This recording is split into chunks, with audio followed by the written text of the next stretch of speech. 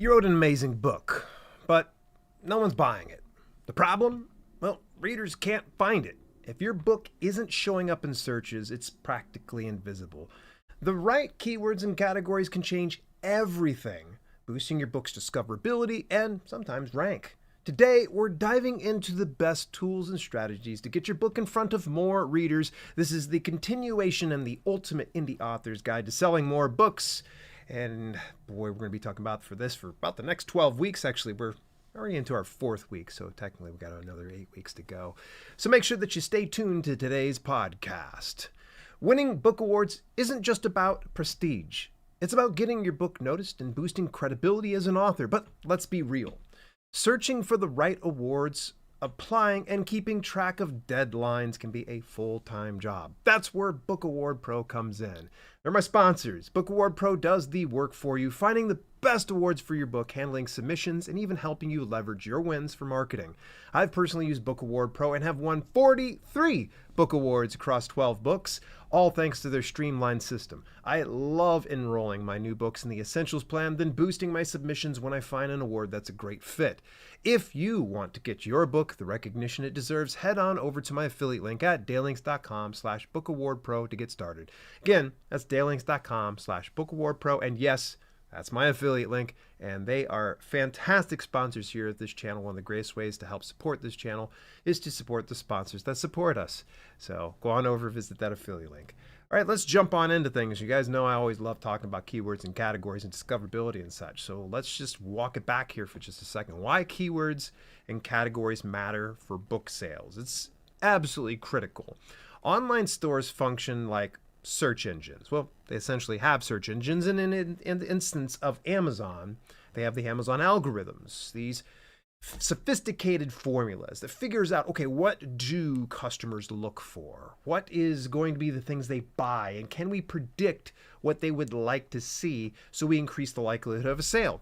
That's how Amazon really works. They really want to get it to where you're selling books, and in order for them to sell books, you got to make it discoverable. So this is where you're going to need to make sure that you optimize your book's metadata, or it just won't show up.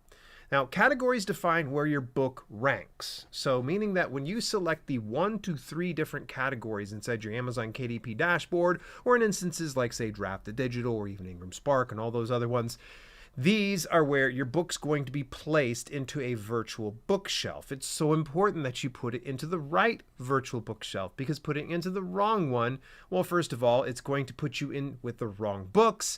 Therefore, the recommendations systems that work with different search engine algorithms are going to be confused if you're slipping your Werebear Shapeshifter romance into a category for self-help. It just doesn't work, even though you might have some self-help guy that's protagonist in your Werebear Shapeshifter romance book. It hardly qualifies as something that should be categorized as nonfiction. You see what I mean? I think there's a lot of instances where I've seen some people that put it in the wrong category because they think to themselves, well, I have this in my book. No. You should be able to think to yourself, if I were to place this book on an actual bookshelf inside a library, will it make sense? So that's going to be the important question you got to answer. Now, keywords determine how readers can find your book. So keywords are essentially a phrase that could be anywhere from one term to two words or more. So for instance, I could say a simple keyword like fitness, but it's rather broad. It doesn't describe very much. It's super nebulous. But if I were to say fitness for women over 55, I've gotten a lot more specific. That is a very less, it is a long tail keyword is what we refer to it as, but it's also less broad than if I were to just shoot for fitness, which is all encompassing. So getting it to where you have these keywords, these longer tail keywords, are going to be where you're going to have a lot of your victories.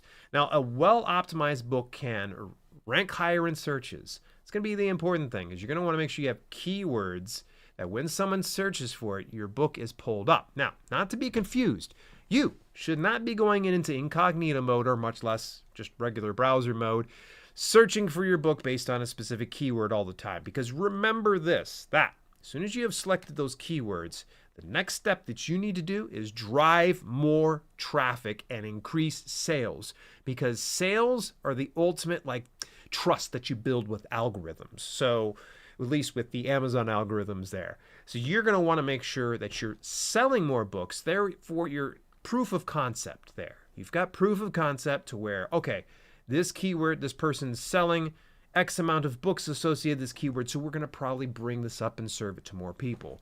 So you want to rank higher in searches, get the keywords, stay with them, and drive more traffic. And of course, a well-optimized book can appear in more relevant categories. Remember, you gotta put them in the right categories. If you're completely lost, what I would say is study some of the best sellers that are within your niche to understand what categories are they selecting.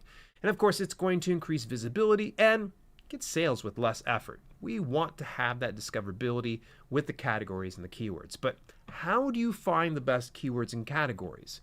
That's where you'll need access to some tools for authors and publishers, because just trying to guess your way through it, it's not going to work. Now, unlike any previous broadcasts, I've had a very exhaustive system of this is how you go through and find your categories and keywords. But this time around, I just want to talk about 5 must-have tools when it comes to keyword and category selection.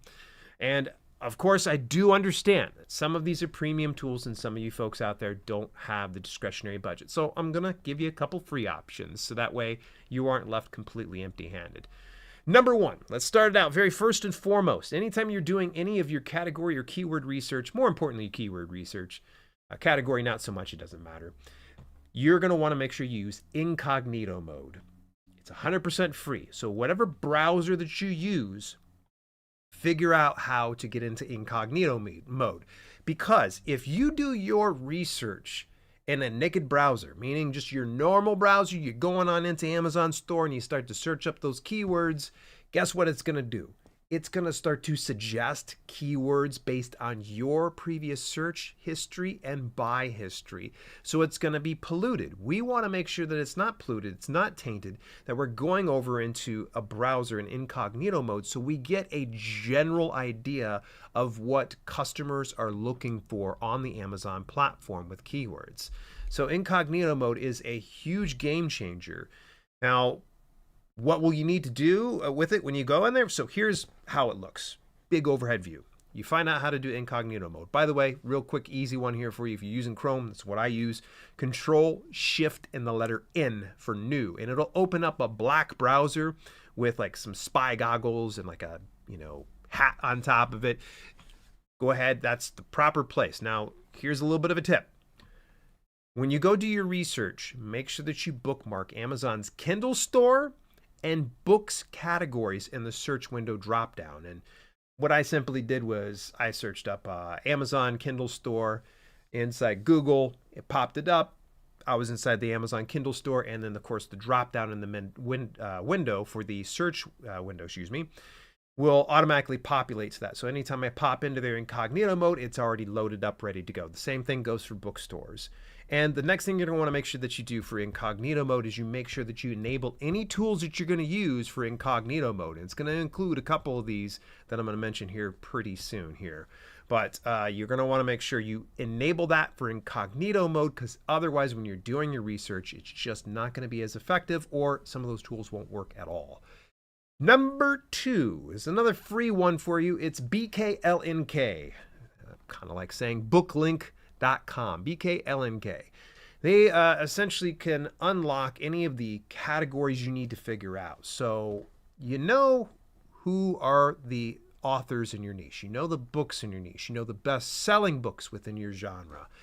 You're going to want to study those. Now, it can be a little bit of a pain figuring out what the keywords are and categories and things like that, unless you have some specialized tools that do cost some money. But with BKLNK, you're able to take the ASIN for a given book, you pop it into their website, they will bring back the categories that are associated with that particular book. And then it's up to you to decide, do these categories make sense for my publication? So it's going to save you a lot of heartache of having to go through, scroll down, look at the product details, see what the categories are. Nah, just go ahead, drop the ASIN for a given publication in BKLNK, and it'll handle the rest for you.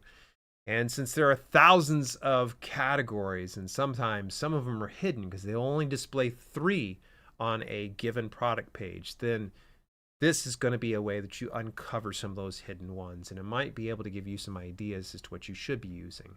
So they will find you less competitive categories to rank faster on by using this. You can also see what categories competitors are using, and of course, get direct links to niche categories not visible in the KDP dashboard. But the KDP dashboard, you can get it. It's just a case of just trying to sift through like the thousands of variations of a particular category. Now, the right category choices can make the difference between being buried in search results and hitting bestseller status. Number 3, here's another tool, 100% free, but there is a little bit of an asterisk next to it. It's called Kip Scout. I haven't talked about Kip Scout very much. In fact, I'm actually producing a video for my main channel covering Kip Scout. Kip Scout is essentially a free browser extension that you can put in, and it will tell you everything that you need to know on a search page. So let's say, for instance, I am searching up fitness for women over 55. I search it up, brings up all the search volume. Now what I do is I'll open up Kip Scout and I will see the viability of that given keyword based on, of course, the Amazon bestseller rank, the books that are associated with it, the number of reviews that it has. There's so many things you can catch at a quick glance, whether it's profitable or not profitable based on, of course, your search criteria. So it is 100% free. It does come with a little bit of an asterisk. Now, you can just go on with life and just use Kip Scout if you want to, but you still will need a free Dibbly Create account. You've heard me talk about Dibbly Create before. They've been sponsors of this podcast. I continue to use their product. Now, whether you have the free plan or pro plan, you can still use Kip Scout. Now, you're probably saying, well, why do I need Dibbly Create? Well, you need it for the login, first of all. And the next thing is going to be that anytime that you're doing your research, you can save all of your research data into a project inside your Dibbly Create account via Kip Scout. Huge, huge game changer. Now, I used to lean on DS Amazon Quick View, but now I'm leaning more towards Kip Scout because naturally I use Dibbly Create. And of course, it's a bit more specific to authors and self-publishers, whereas with DS Amazon Quick View is more for like sellers and vendors over on Amazon. Now, Kip Scout isn't just for market research here. It helps you pinpoint keywords that sell here, folks, and especially based on your search criteria. Now, what it does is it scans Amazon search traffic to identify high traffic keywords. It estimates sales potential for specific terms, and it shows what keywords top selling books are associated with in each of the searches. Now, the live data ensures you're always working with up-to-date trends, not outdated guesses. Remember, you don't want to guess when it comes to your business because it's just a losing scenario, folks. Next tool. All right, this one comes again with a little bit of an asterisk. Number 4, Dibbly Create. I already kind of mentioned them. Organizing your research and streamlining your optimization can be done within Dibbly Create. Now, they do come with a free plan, but however, you're going to find the research tools that you're going to want to use are going to be with the Pro plan, which is roughly about $20 per month. Now, once you find great keywords, it's awesome. You need a way to track and implement them, and this is where Dibbly Create kind of comes in, is we're going to be able to take all that information we got from Kip Scout and drop it in there. Now, here's the beauty of it. The research tool that Dibbly Create has, when you search up a particular book or a keyword or a category, it's going to bring back a list of short tail and long tail keywords that you can utilize. And at that point, you can take those keywords within Dibbly Create, go back over to Kip Scout and do a little bit more of the research. So these two kind of work in tandem. I really kind of like that. Now, do you need to have the Pro plan to get the research aspect? Yes, you're going to need that. Do you need to have the Pro plan to use Kip Scout again? No, you do not need that. So you can test out different keyword combinations. It'll give you some recommendations. It'll even grease your creative wheels. Dibbly Create's research tools are simply the best. And again, only available in Pro. Now, with its AI-powered tools, you can refine your keyword strategy without all the guesswork. And every now and then, if I get stuck, I'll just drop in some keywords and ask for some recommendations from its AI bot called Kip. And Kip does a great job about that. Number 5. Publisher Rocket. Everybody saw number 5 coming from a mile away. They're like, he's going to say Publisher Rocket. Is yep. You could do deep dive keyword and category analysis. This is coming with a higher ticket value of $200. You get lifetime access, though, when you pay that $200. I know it's not $97 it used to be. However, it's had some updates recently that have made that ticket so worth it. So Publisher Rocket takes keyword research to another level by showing estimated searches and competition for keywords. One of the nice things with the whole KipScout thing is you can kind of set those parameters for what you consider profitable. But with Rocket, it is very specific on what it thinks is profitable and what is not profitable. So it's good for kind of cross-checking some keywords that you might have found viable. You can always just double check with them. Now, is KipScout a replacement for Publisher Rocket? Not by any stretch. It is a good one. Again, you can work in tandem, those two together.